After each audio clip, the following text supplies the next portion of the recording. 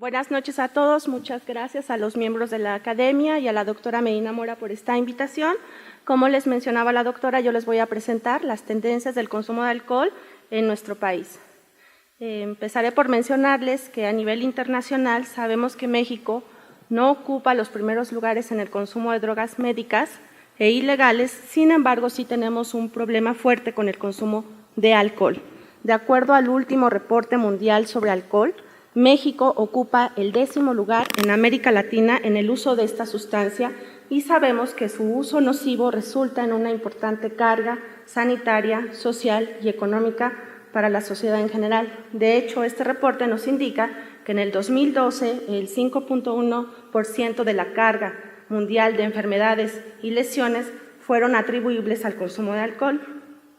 En nuestro contexto nacional sabemos que México tiene una larga tradición en el desarrollo de encuestas epidemiológicas y cualitativas que han abordado justamente cómo se presenta este problema y también en general los problemas de adicciones en nuestro país. Tenemos las encuestas en hogares que se hacen cada 5 años con población general que habita en sus hogares y también encuestas con grupos especiales como son los estudiantes, así como estudios con poblaciones de difícil acceso, como por ejemplo pueden ser los consumidores de heroína, que muchas veces ya no se encuentran ni en sus hogares ni en sus casas y por lo tanto tenemos que llegar a ellos con otro tipo de metodologías, pues son poblaciones ocultas.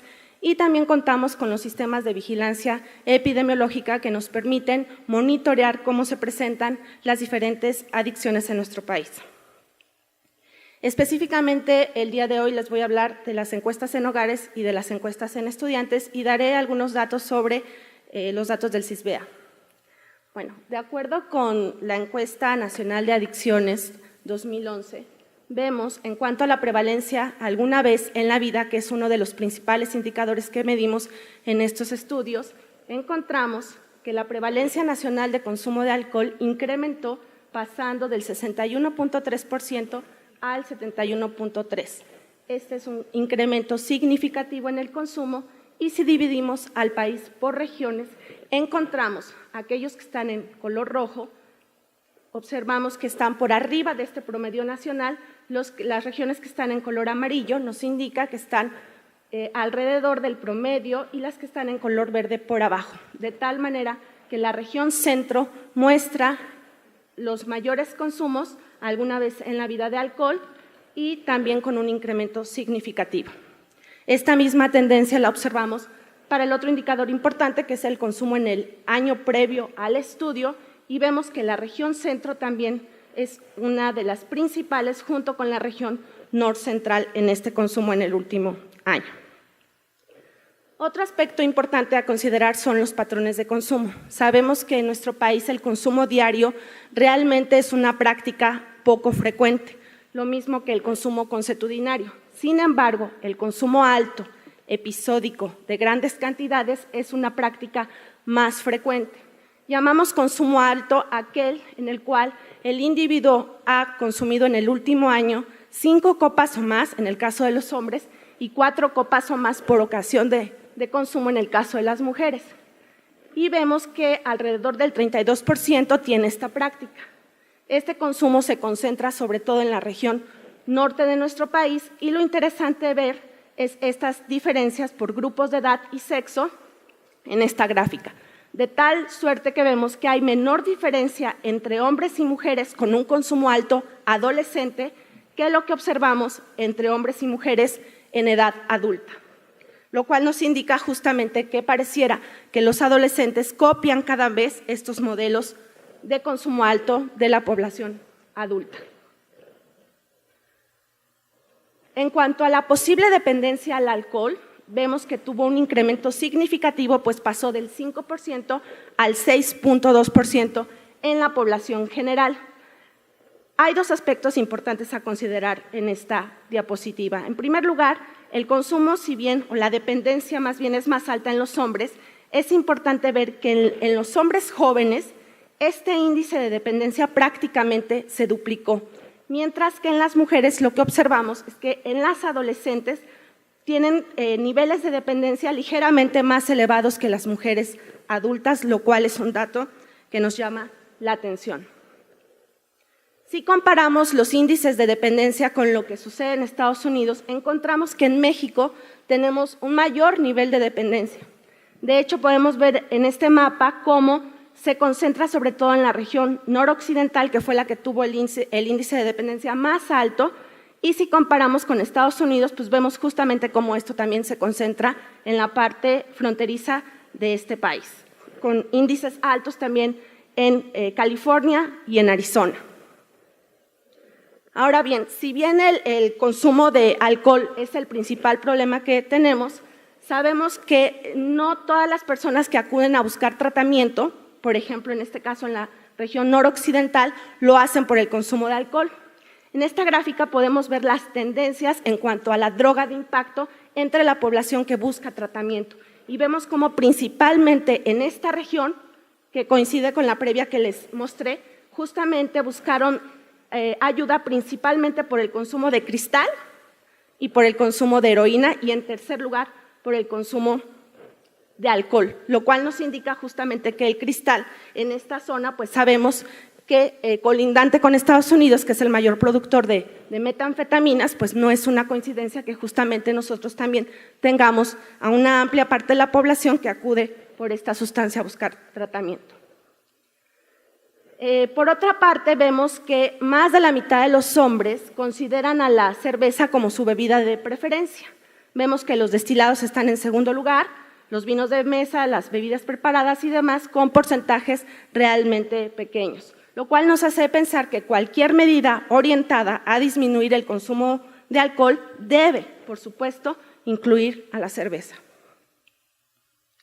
En cuanto a la edad de inicio, los datos de la encuesta nos dicen que principalmente el inicio se da entre los 12 y 17 años y más de la mitad de los hombres inició en esta etapa. El inicio en las mujeres es un poco más tardío y lo interesante es ver cómo después de los 25 años el inicio en el alcohol pues es mucho menos frecuente.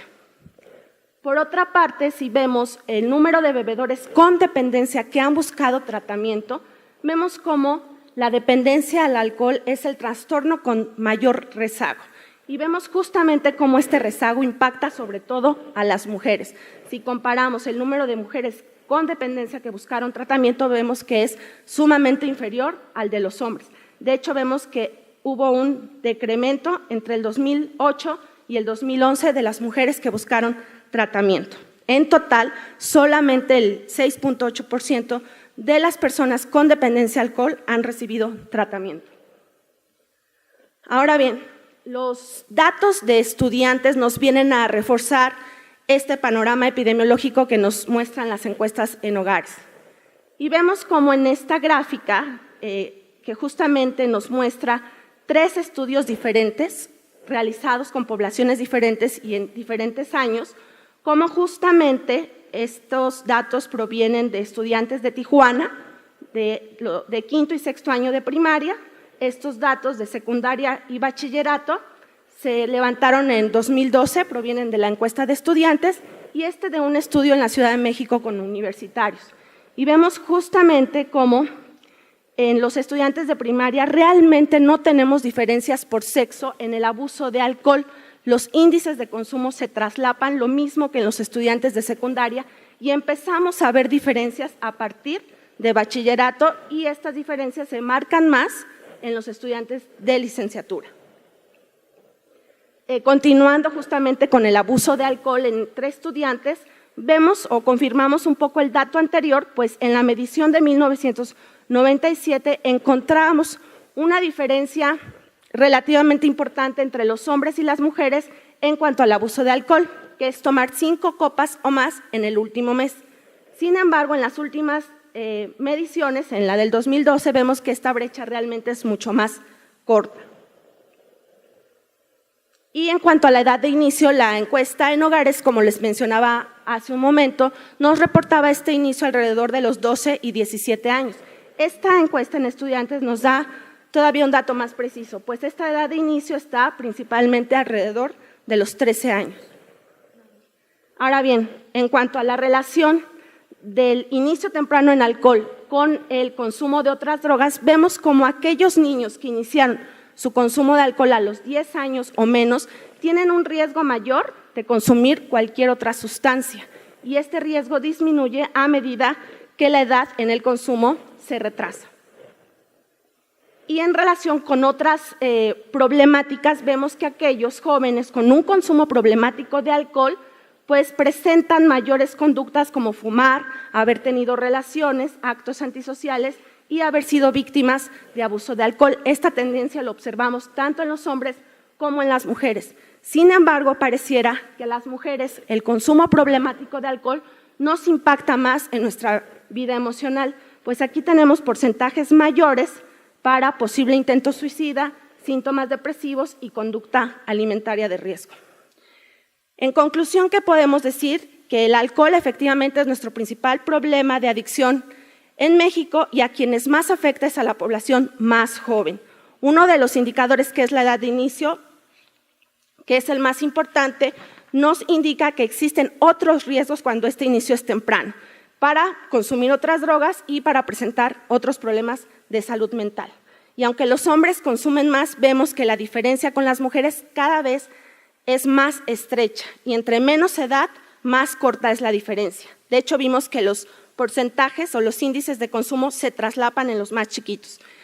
El índice de dependencia en mujeres en tratamiento es muy bajo, de ahí que nos planteamos dos preguntas. ¿Qué pasa con todas estas mujeres que ya tienen problemas de dependencia y no están en tratamiento?